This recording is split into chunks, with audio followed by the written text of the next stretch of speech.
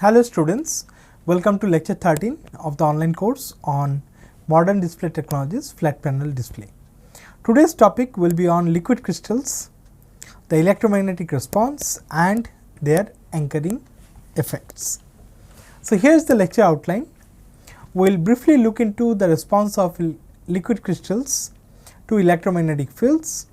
We will discuss about their magnetic susceptibility and dielectric permittivity along with their refractive index. Then we will discuss their anchoring effects, particularly of the nematic liquid crystal at surfaces. So, there we will discuss about the anchoring energy and alignment layers. So, first let us look into the response of liquid crystals to incident or applied electromagnetic fields. So, the electromagnetic properties of liquid crystals tells that they are basically anisotropic in nature.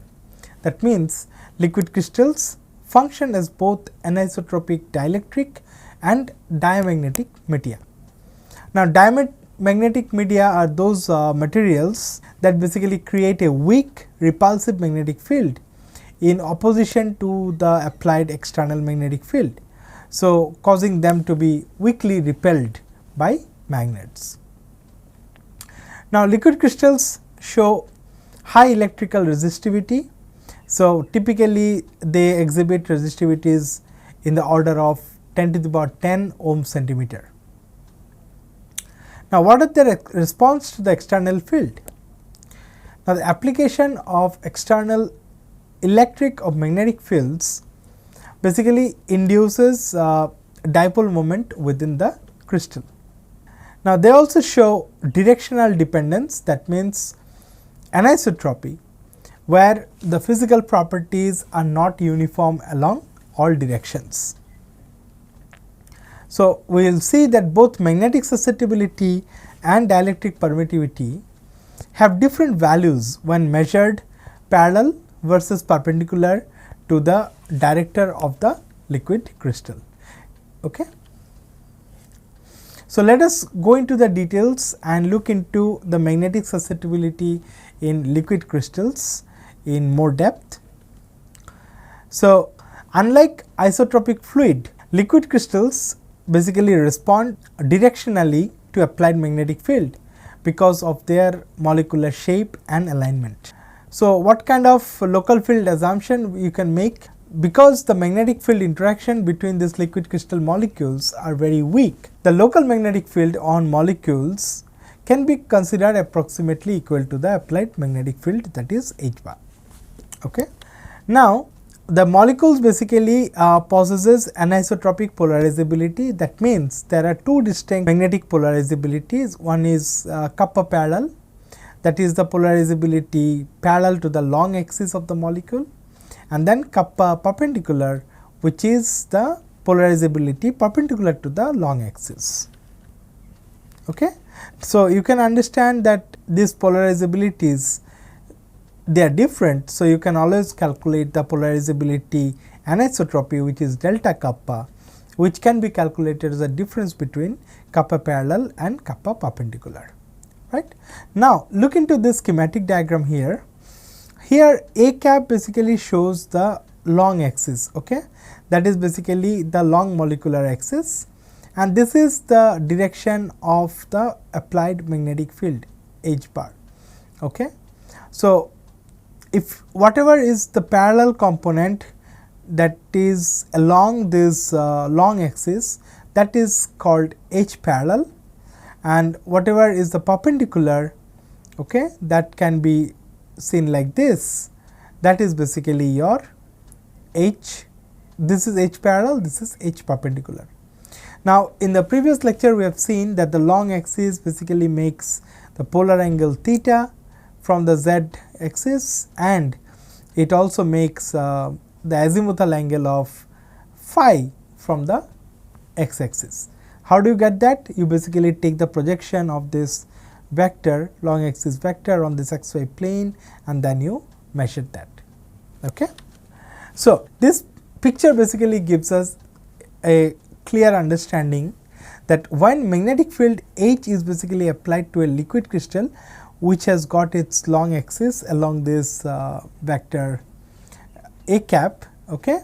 So, it basically shows very different response to the magnetic field depending on the angle that is created between the long axis and the magnetic field vector, because then these components will basically vary, right. So, the magnetic field basically can be decomposed, as I mentioned, into two components, that is, one is parallel to the molecular axis a bar or a cap vector, okay, and the other can be perpendicular to this molecular axis, that is basically H perpendicular. Now, what will be the total magnetization in this case? The total magnetization will be simply the sum of the responses along these two directions. So, you can calculate the total magnetization, induced magnetization, as m bar, which is n into, okay, kappa parallel, then you have whatever is the component of H parallel to in this particular direction. So, this basically gives you H parallel, right, times A, okay, plus whatever is in the perpendicular direction. So, that you can calculate using, again, n. I will tell you what n is. N is basically the molecular number density, okay, and kappa perpendicular, and this is the component which is basically H perpendicular, right. So, now you can write everything in terms of, if you do this smartly, you can say that you have k parallel or kappa parallel, kappa perpendicular, okay. So, you can actually get this kappa parallel minus kappa perpendicular, that can be written as delta kappa, okay. So, you can basically simplify this equation into this, which can be rearranged to look into this form, okay. So, this is the form that tells you the total induced magnetization in the molecule for an applied magnetic field H bar. Now, the magnetic susceptibility can be represented in the form of a matrix, okay. So, it is basically a tensor form. So, as you can see here, so M is basically n into kappa perpendicular plus delta kappa A x square. So, this is how the diagonal elements look like. So, the other second element will be kappa perpendicular plus delta kappa A y square, and then you have kappa perpendicular plus delta kappa A z square, okay. And these are the cross terms. So, you can see these are basically delta kappa A x A y, delta kappa A x A z, okay, delta kappa A y A x, delta kappa A y A z, and so on. Okay. So, this entire matrix will be multiplied by H, that is the magnetic applied magnetic field, and you can write this as a kappa tensor, right. So, it can be simplified in this particular form, n kappa tensor dot H. Now, here this Ax, Ay and Az are basically the projections of the molecular axis, that is basically the A vector that we have seen in the previous slide, okay, onto the lab coordinate frame. So, you basically from this vector you are basically looking into their x component, y component and z component. Now, these molecules, they are not static, they are basically continuously swiveling, okay. Because of this swiveling that is happening because of the thermal motion. So, you need to compute what is the average magnetization, okay, and this is mainly coming because of the thermal motion, and this is how you can obtain this. The average magnetization basically requires averaging of the directional components. So, you can take the average magnetization, that will be n into the average of this kappa tensor dot H, okay. It's pretty simple. So, now this magnetization and magnetic field is here, okay. So, this proportionality thing can be written as the magnetic susceptibility tensor, right. So, since you know that M, this is chi chi dot H. Okay. So, you can basically write that the magnetic susceptibility tensor chi will be simply this. So, chi basically has got two parallel and two perpendicular and one parallel component. So, this is chi perpendicular and chi parallel, right. So, other these are only is a diagonal matrix, all other non-diagonal elements are 0 here. So, this basically represents your n kappa average kappa tensor, okay, this one. So, what it reveals that the macroscopic susceptibilities, okay, there are basically two components, one is the parallel component and there is also perpendicular component, and these basically are parallel and perpendicular to the director. Okay. So, when there are a lot of different liquid crystal molecules, so the average direction that actually points to, that is the n cap, right. So, you can actually find out what is the susceptibility parallel to that n cap and perpendicular to that n cap. So, how do you express this chi parallel? The equation for the chi parallel is given like this, where chi parallel is n into kappa perpendicular plus 1/3 2s plus 1 into delta kappa. So, here s is basically the order parameter which you have seen in the previous lecture. Now, what is the magnetic anisotropy? Because two different directions have different susceptibilities. So, obviously, it is a anisotropic material, and the anisotropy can be measured as the difference between these two susceptibilities. So, you get delta chi basically coming out to be chi parallel minus chi perpendicular, which is basically n delta kappa into s. So, what you will see that for most liquid crystals, this chi parallel and chi perpendicular are very small negative values. Typically, they are 10 to the power minus 5 in that particular order when you talk in terms of SI units. Now, let us look into the dielectric permittivity and the refractive index of the liquid crystals. So, what is dielectric permittivity in this case? So, when you apply electric field to the liquid crystal, the field basically induces dipole moments in the liquid crystal. So, unlike the magnetic case where the magnetic interaction was very weak, here the dipole-dipole interactions between the molecules are strong. So, the local electric field on a molecule is essentially the sum of the external field plus the field that is being produced by the dipole moment of all the surrounding molecules, or you can say the surrounding dipoles. So, how do you compare this macroscopic versus the local electric field? So, the macroscopic electric field here E is basically the sum of the self field, which is E self, plus the local field E local, which is coming from the dipole moment of the surrounding dipoles. So, E is basically E self plus E local. Now, if you have an isotropic medium, the field produced by the surface charge can be simply related like this. Okay. So, you can write E self is simply minus P, that is the polarization, divided by 3 epsilon naught, and in that case your local field that is modified by the polarization P becomes like this. Okay. So, you can just put in this value here, you get a negative term, you take it on the other side. So, you get E local, which is basically E plus P divided by 3 epsilon naught. Okay. So, this is how you can obtain the local electric field, which is basically coming from the external field plus the field that is produced by the dipole moment of the surrounding dipoles or the molecules. Now, how do you relate the macroscopic dielectric constant epsilon to the molecular polarizability alpha, and this is where Clausius-Mosotty relation will come into picture.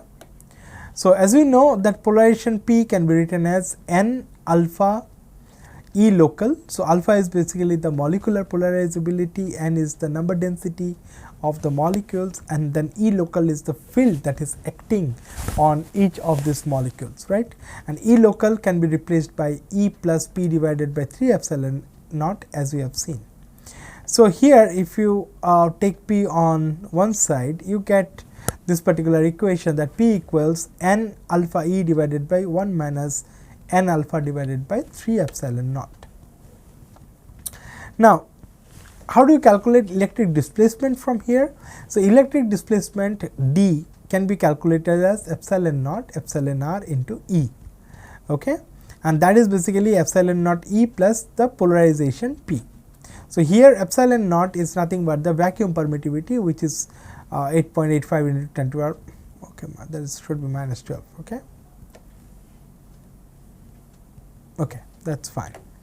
So, this is the standard vacuum permittivity, and epsilon r is basically the relative dielectric permittivity. So, from this you can calculate what is the relative permittivity of the molecule, okay. So, that comes out to be 1 plus P divided by epsilon naught E. So, P you can replace with this particular equation, and when you simplify you get it as 1 plus n alpha by epsilon naught divided by 1 minus n alpha divided by 3 epsilon naught. So, after you solve this, what we get is called the Clausius-Missoti relation or equation. So, epsilon r minus 1 divided by epsilon r plus 2 will be equal to 1 by 3 epsilon naught into n alpha. So, this is how the molecular polarizability is basically related to the dielectric permittivity of the material. Now, the next important thing is how do you relate this molecular polarizability with the refractive index. Okay. So, there Lorentz-Laurent relationship comes into picture. So, at optical frequencies you know that the refractive index n can be simply written as n square, which is basically the relative permittivity, right. So, in that case you replace the epsilon r with n square, and you get n square minus 1 divided by n square plus 2. So, this ratio will be equal to this right hand side of this equation, that is 1 over 3 epsilon naught n alpha. Okay. So, this is the Lorentz-Laurent relationship at the optical frequencies. Let us look into the internal field tensor for liquid crystals.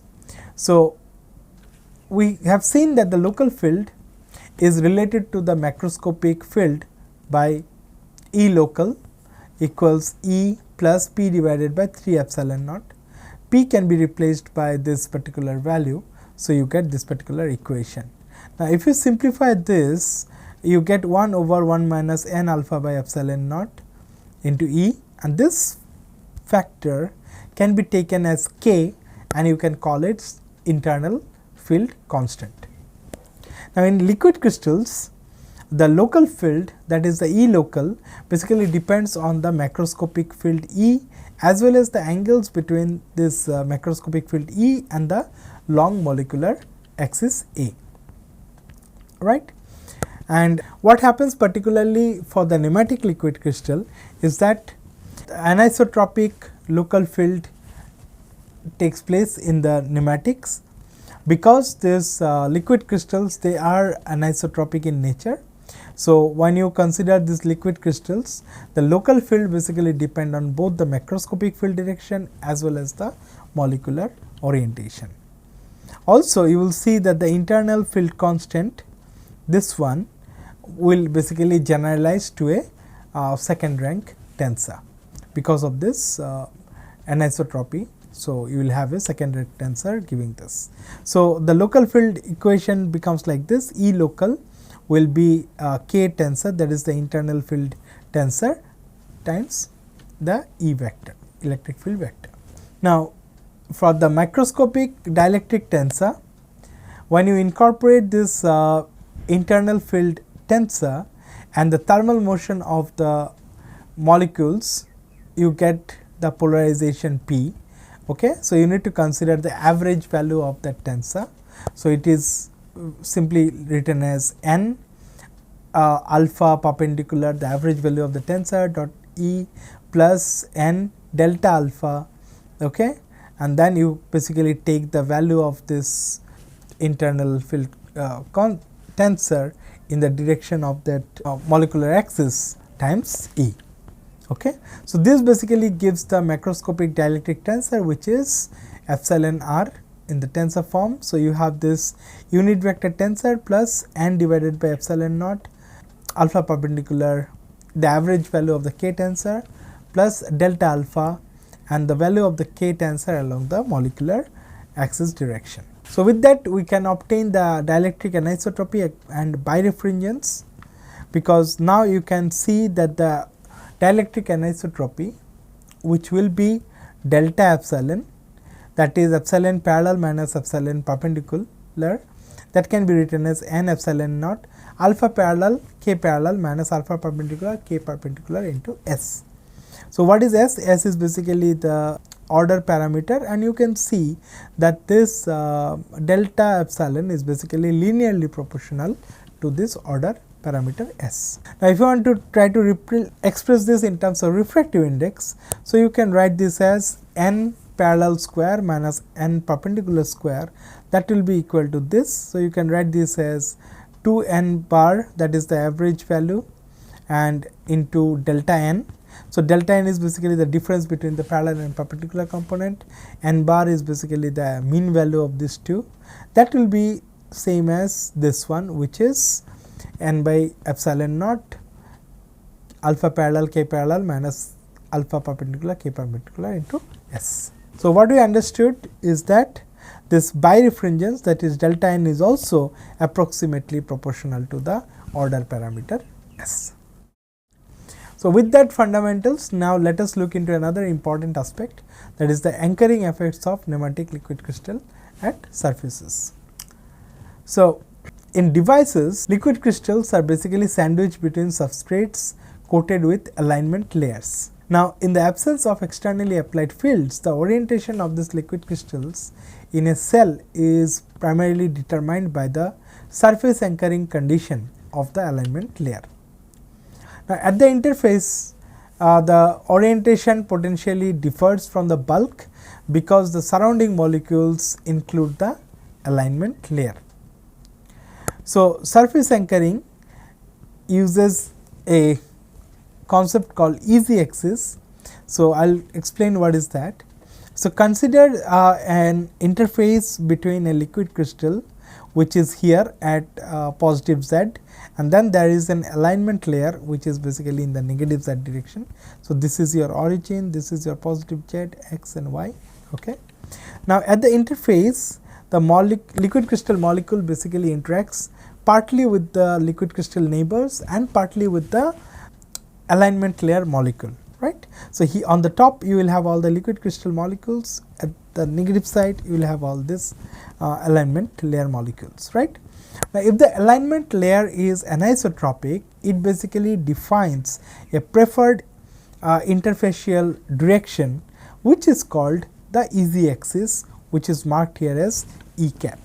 Okay. Now, the director is basically shown here as n cap, that is basically the overall orientation of the liquid crystals. Okay. So, that is marked with polar angle of theta and azimuthal angle of phi, whereas the easy axis one is marked with theta naught, that is C here, and also phi naught. Okay. Now, based on that, there are different types of anchoring used in device physics. The first one is called homeotropic, where theta naught is basically 0 degree. That means the director basically prefers the surface normal. Okay. And then you have homogeneous, where theta naught is basically 90 degree. So, and you also have the phi naught defined.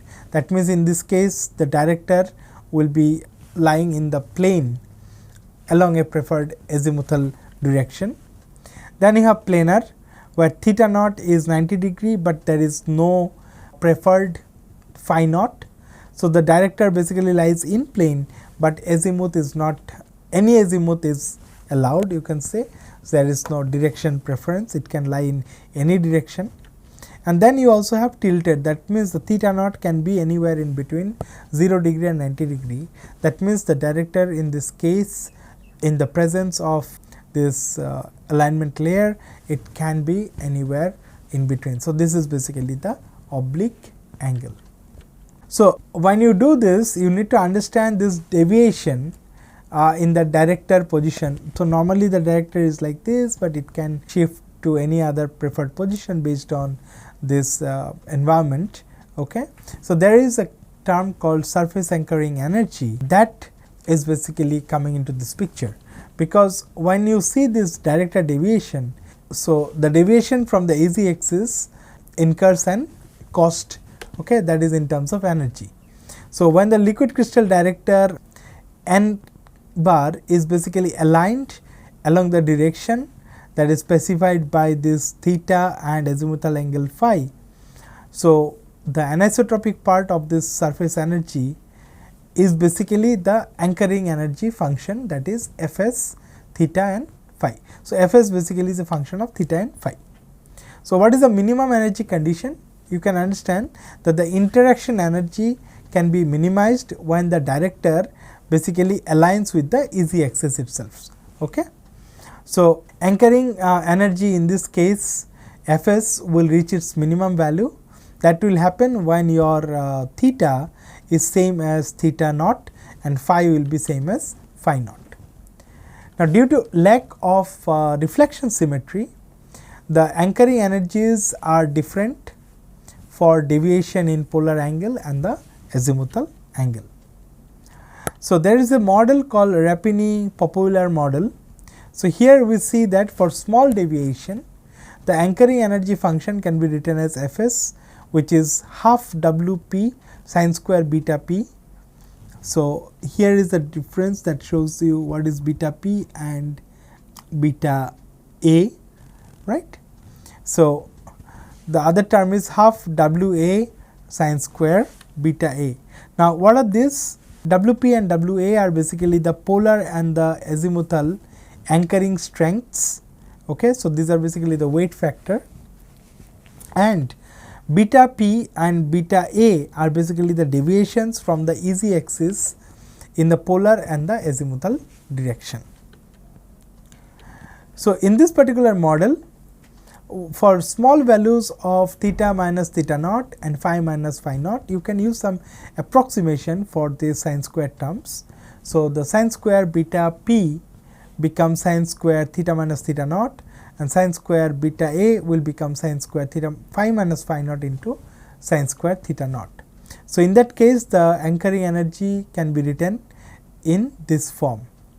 So, here what you see that in this particular case, if you apply theta naught equal to around 90 degree, that is for the homogeneous anchoring, and if you define alpha equals pi by 2 minus theta, okay, where alpha is basically the polar angle that can be measured with respect to the cell surface. Okay. In that case, this anchoring energy equation becomes half Wp sin square alpha minus alpha naught plus half Wa sin square phi minus phi naught. So, remember these equations are valid only for small deviations. For large deviations, you need to include the quartic terms in this anchoring energy expressions. Now, there are different types of alignment layers. So, homogeneous alignment layers like rubbing and polymer chain alignment. So, you can see that this can be achieved by mechanically rubbing the substrate surfaces, for example, polyamides. Okay. So, mechanically rubbing basically creates this micro grooves, and alignment along these grooves avoid extra elastic distortion, right. So, they can lie along these particular grooves. So, these liquid crystals aligns parallel to the grooves, and that helps them minimize the elastic deformation energy. And this bare groove induced anchoring is however weak, and it is about 10 to the power minus 5 joule per meter square. So, this rubbed polyamides, they are basically widely used because rubbing also aligns the polymer chains. Okay. So, you will see that the polyamide anchoring strength can reach up to 10 to the power minus 3, okay, and can generate slight pre-tilt angle. Okay. So, this kind of homogeneous anchoring can also be produced using obliquely evaporated silicon oxide films. The next type is called homeotropic alignment layers. So, these are mainly surfactant monolayers which favor normal orientation. Okay. So, homeotropic anchoring can be achieved by using monolayer surfactants such as lecithin and silane. So, the polar head of the surfactant chemically attaches to the glass substrate and the hydrocarbon tail points upwards, and approximately those are perpendicular to the surface, and the intermolecular interaction between the surfactant and the liquid crystal promotes the liquid crystals to align vertically. So, you get homeotropic kind of arrangement. So, this is a schematic diagram that shows that.